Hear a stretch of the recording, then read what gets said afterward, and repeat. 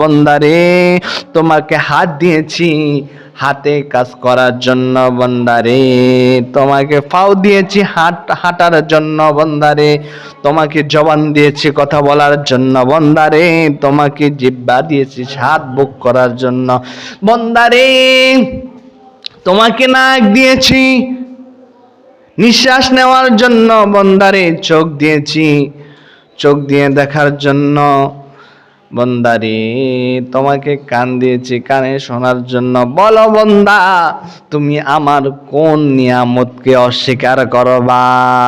বন্দারে এই জন্য আমি কোরআনুল কারীমের মধ্যে বলে দিয়েছি, বন্দা ফাবিআই আলাই রাব্বিকুমা তুকাযযিবান, তুমি আমার কোন কোন নিয়ামতকে অস্বীকার করবা? বন্দা সময় হয় আমরা তো মৃত্যুর কাঠ গড়ায় দাঁড়াইতে হইব বন্দা।